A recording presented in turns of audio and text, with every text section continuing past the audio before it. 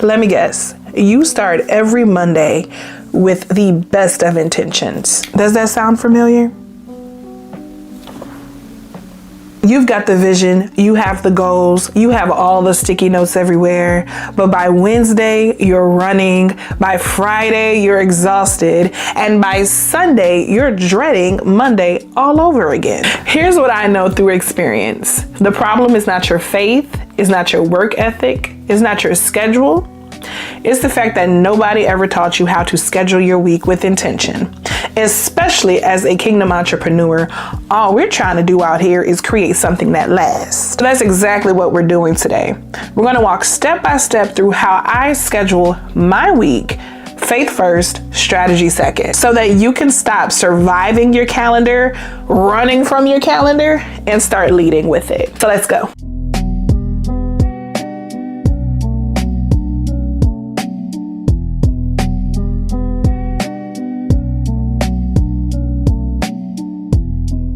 Hey, Sticky Buns. Hey, Sticky Buns.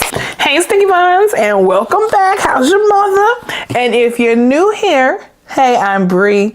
I'm the owner of Unstuck Coaching and Consulting, where I help coaches untangle their chaos so that they can build with clarity. If you're on Instagram, follow here. You probably saw that reel where we talked about the weekly template. Well, this is the full breakdown. Go grab your notebook because the nuggets are good. The first step I would like for you to do when scheduling your week with intention, I want you to start with your why.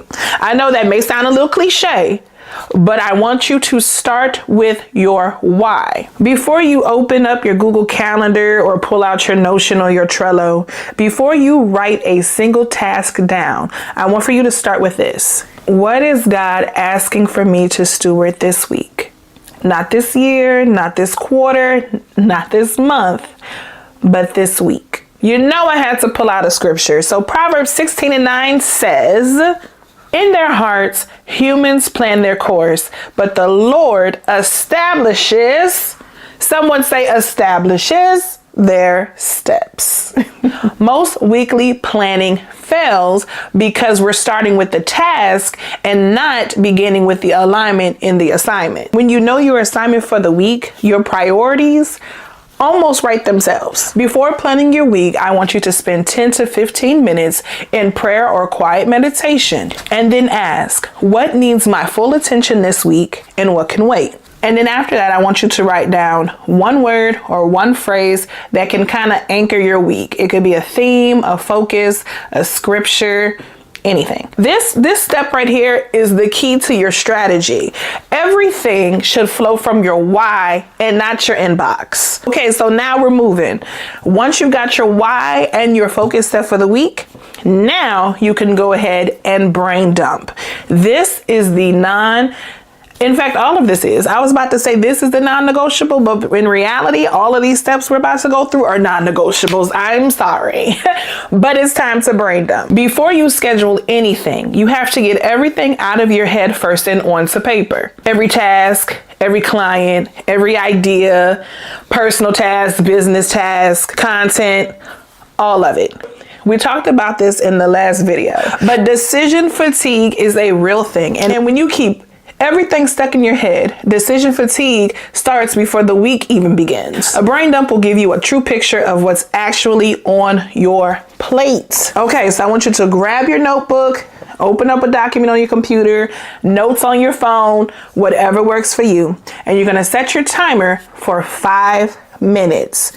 That's it. And then you're going to write everything down. No filtering. Don't worry about organizing yet. Just write it down. You want your personal tasks, business tasks, follow-ups, appointments, content ideas, anything and everything that comes up within those 5 minutes, write it down. All of it counts. So you can pause this video if you want and then resume after your list is finished. So now you have to ask yourself these 3 questions, and you must be honest with yourself. This is the only way this is going to work. What are your non-negotiables this week? What must happen? Who has deliverables? What are deadlines? What must happen this week? What should happen if time allows? So these are the things that are still important on your list, but flexible.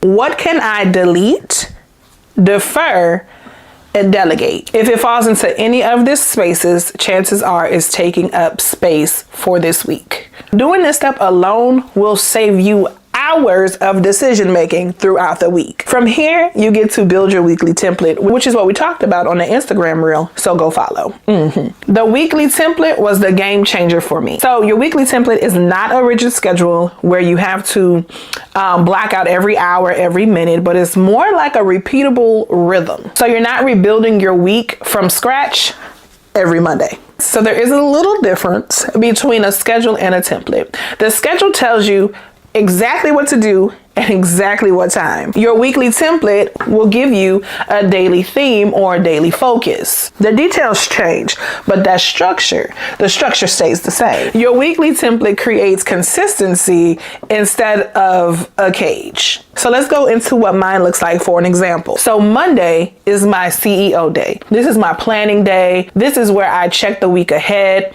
I pray over my priorities. I spend time with God about my business and the direction. I also check my numbers on this day. Tuesdays is for my deep creative work. So that's content creation. That's writing my scripts for YouTube. My email list, go join. Anything that requires my full brain goes on Tuesday. On Wednesdays, don't look for me.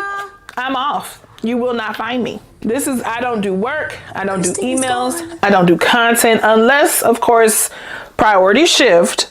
But for most Wednesdays, I'm off. This is my life admin day. Thursday is a client day. So this day is full of meetings, calls, deliverables, serving the sticky buns real well. And Friday is a hybrid day. So for me, Friday mornings and afternoons is also built out for clients. Again, deliverables, everything of that nature. And then the afternoon is set up for closing the tabs. So any admin follow-ups, a quick review of the week, and planning for the next week. On Saturdays, I do a half a day of work if needed. If I push some editing off, I'll fill in Saturday mornings with that. But Saturday afternoon, I'm off. And on Sunday, that is rest day. That is family day. That is fun day. So I want you to look at what your business actually requires of you. Does it require content? Does it require coaching calls, client work? Does it require admin? Does it require planning? Then assign those categories to specific days. If you are a multifaceted creative, I want you to schedule at least one day a week for deep creative work or strategy. Protect that day. Keep it strategic with no meetings. And whatever day you choose for rest, guard it like it's a board meeting. It's a non-negotiable. Your body needs the rest. Ask me how I know. Your template does not have to look like mine. It took a while for mine to look like mine. It has to look and feel like you. So what is your assignment? What is your capacity? What season are you in? The weekly template will change. It won't be the same, but it has to look and feel like you. Here's a mistake that some people make with weekly planning. They look at the calendar and they say, I have 8 hours today. I can do 8 hours. I can get 8 hours of work done. Go with me for just a second, okay? You have peak hours, which are windows where you're the most creative, most focused, most sharp, right? Then you have low hours, which are better suited for routine, task, administrative work. Take a look at your day-to-day now. Identify your peak hours. For most people, this is mid-morning, so 9 a.m. to 12. So you protect these hours for your highest creative work. This is where you're creating, making important decisions, writing, you're thinking, strategizing. Schedule your meetings, your emails, and your administrative work in your lower energy window. Afternoons work best for people. So from 12 to 3. And never, ever, ever, ever schedule a creative task after a draining meeting. You're not going to do it. Give yourself a buffer. Give yourself a moment to debrief and breathe and then create if you must. So I just want you to put this in your back pocket. Okay. Put this in your back pocket. Stewarding your capacity is just as important as stewarding your money. Honoring the wisdom in which you work is not laziness, it's wisdom. When your highest value work falls in your highest energy window, you get more done in less time every single time. I save this one for last because it is the most overlooked step when it comes to planning. And honestly, it's a non-negotiable. Close your week well. Most entrepreneurs sprint to Friday. Baby, we run to Friday. Okay, we can't wait for the weekend. And then we drop everything on that Friday and wake up Monday starting all over again and feeling depressed. But if you build a simple Friday review into your weekly rhythm, everything changes. Here's what a Friday review looks like to me. Review what you accomplished this week. Celebrate it. Celebrate it. I don't care how small. Celebrate what worked this week. Don't skip over that. Yay, you. Look at what you didn't get done and ask yourself why you didn't do it. Was it the wrong priority? Did something shift? Be honest with yourself. Check in on your numbers, your pipeline, your client relationships. Anything that could be pushed off into next week, do that. Write down your top 3 priorities for Monday so your brain can actually rest over the weekend. I want you to listen to me, okay? Listen. Close the tabs, literally and figuratively. I said it. Close the 17 tabs you have along the top of your laptop. Shut the laptop down. You're done. In this space of your Friday review, I want you to take time to thank God for what He has done throughout the week, for what He provided, what He protected, and what He redirected. Now, y'all know the scripture, there's a time for everything. It's in Ecclesiastes, and that includes stopping. And I promise you this, because I see it all the time with my clients. If you close the week well, you will begin the next week with peace, okay, and clarity, not anxiety and chaos. So let's bring that all together. Here's your 5-step framework on how to plan your week with intention. Then we're going to look at my notes. Step 1, start with your why. Pray before you plan. Step 2, do your brain dump. Get everything out of your head first. Step 3, build your weekly template. Give each day a purpose. Step 4, time block with capacity in mind, not just your hours. And step 5, close your week well with a simple Friday review. You're not trying to have a perfect week. You're trying to have an intentional one where you get things done. And the way you either structure your week can either support the lifestyle you're trying to live or drain it.